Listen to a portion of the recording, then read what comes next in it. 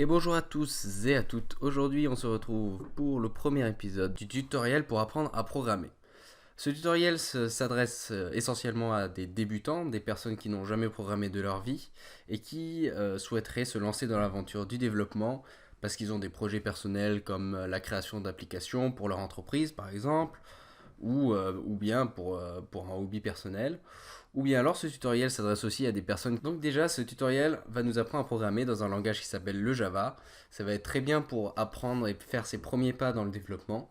Et on va pouvoir faire tout un tas de développement d'applications, de logiciels, même de jeux vidéo. Alors pour programmer en Java, il nous faut déjà installer Java sur notre machine.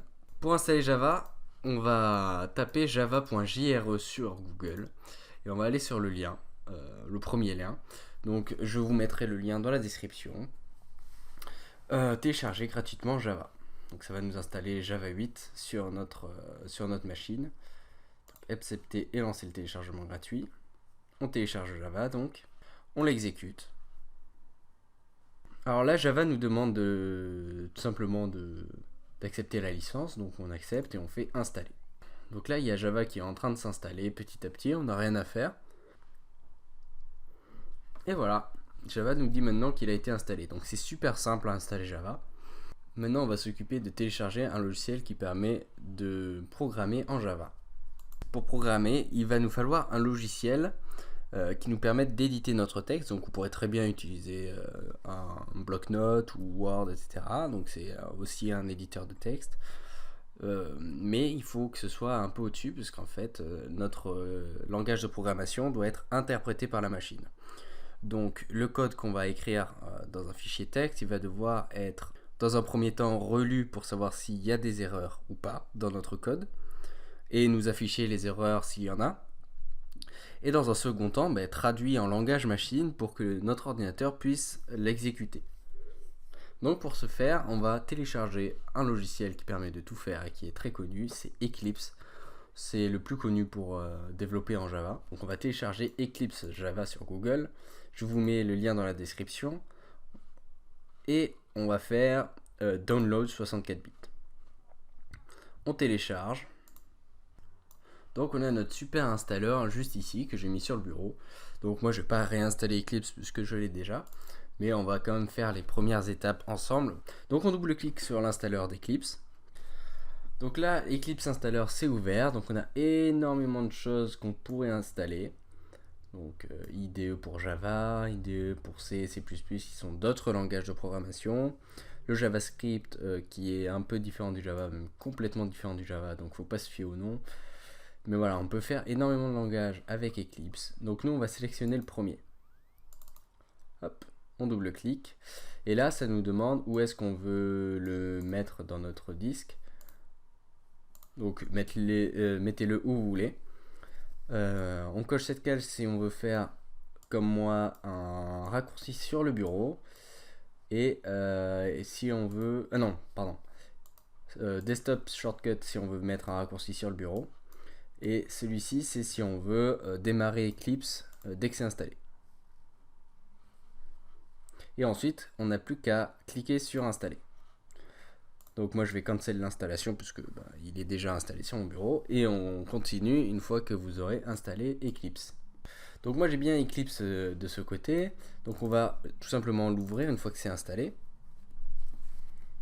Là ça nous demande où est-ce qu'on veut mettre le fichier où sera stocké tous nos projets, tous nos programmes qu'on est en train de réaliser. Donc là vous choisissez pareil le dossier que vous souhaitez. Moi j'ai mis un dossier personnalisé, donc vous l'aurez peut-être pas au même endroit que moi. Et ensuite on fait launch, qui veut dire lancer le programme. Ça y est, on a Eclipse qui s'est ouvert. Alors qu'est-ce qu'on fait maintenant? Je vous avais promis qu'on allait créer notre premier programme ensemble. Et bien c'est ce qu'on va faire. Donc on va sur tac, ça on s'en fiche. Pour l'instant c'est juste un bienvenue, donc on supprime la fenêtre. Et voilà notre IDE, notre logiciel, comment ça va se passer lorsqu'on va programmer. Donc, première chose, on va créer son projet. On va faire File, New, Java Project, puisqu'on veut créer un projet en Java. Et on va l'appeler Hello World. Il faut savoir qu'en programmation, quand on apprend un nouveau langage, la première chose qu'on fait, c'est un programme qui s'appelle Hello World pour apprendre le langage. Et c'est un programme qui sert uniquement à dire bonjour au monde. Donc on l'appelle Hello World, on fait Finish, et ça va déjà nous créer un projet Java. Alors voilà, on a Hello World qui s'affiche sur notre côté gauche de l'écran. Donc là c'est le Package Explorer, c'est là où on va voir tous nos projets. Et dès qu'on déroule le projet, on va voir le contenu du projet. Donc là c'est les librairies. Donc vous faites pas à tout ça, même moi je ne sais pas ce que font toutes ces librairies. C'est simplement des fonctionnalités qui pourront nous être utiles. Et là on a le dossier source qui est le dossier principal où on va faire nos lignes de code. Donc c'est parti, on va faire clic droit, new, classe, et on va l'appeler main, qui veut dire principal. C'est une classe publique, on met rien ici, et on va rajouter public void main. Donc cette partie-là, ça indique que la classe qu'on va créer, c'est la classe principale de notre programme. Voilà, ça nous a créé une classe. Donc je vais vous expliquer un petit peu bout à bout qu'est-ce que ça fait. Donc la classe c'est quelque chose qu'on verra plus tard.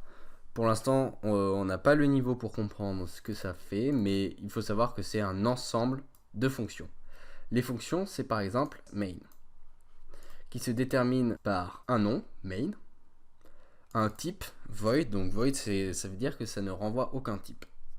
Aucune variable. Statique qui veut dire qu'elle est instanciée de base, ça veut dire que la fonction va pouvoir être utilisée dès le début de l'application, et d'ailleurs comme c'est la fonction principale, elle est forcément en statique. Le programme va exécuter en priorité cette fonction, la fonction main, et public veut dire que tout le monde peut l'atteindre.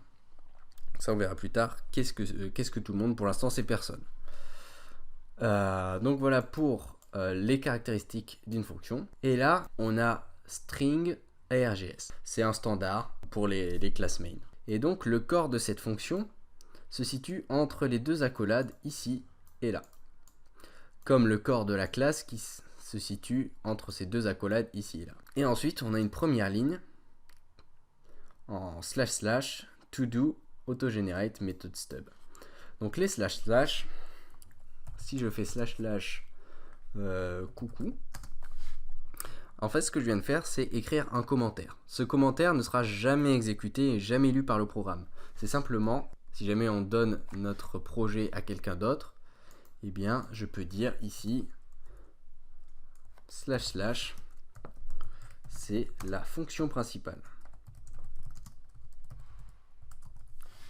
Et donc après, le programmeur qui passera derrière moi comprendra, ah c'est la fonction principale, je vais peut-être éviter d'y toucher. Alors, je vous avais dit que la première chose qu'on fait normalement quand on apprend un nouveau langage, c'est de faire un programme qui dit bonjour à tout le monde.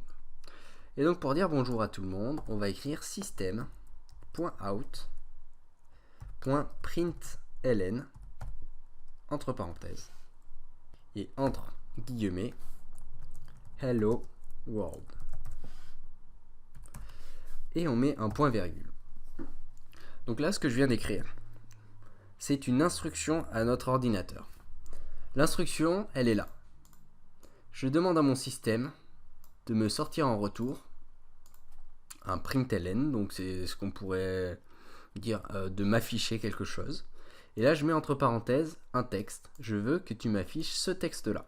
Et ensuite, pour terminer la directive que je donne à mon ordinateur, je mets un point virgule pour lui dire c'est terminé. Je veux que ça. Si maintenant on lance le programme avec le petit play ici, ça va vérifier que je n'ai pas fait de faute. Et si je n'ai pas fait de faute, ça va m'exécuter le programme. Donc là, j'en ai pas fait. Et ça me met Hello World en bas, dans la console. On pourrait faire pareil, le copier et le coller en dessous. Et faire bonjour tout le monde.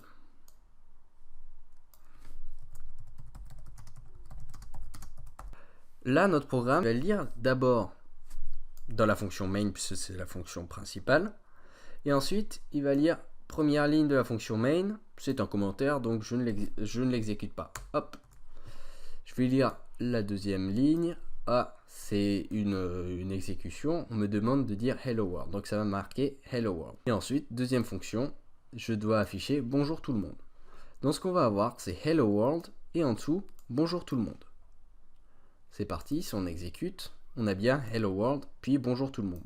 Alors, si vous avez des erreurs au début de la programmation, il ne faut surtout pas oublier ces points-virgules. En général, c'est ce qu'on oublie le plus souvent. Mais de toute façon, Eclipse vous le dira avant d'exécuter le programme et vous dira la ligne et vous dira même peut-être que vous avez oublié le point-virgule.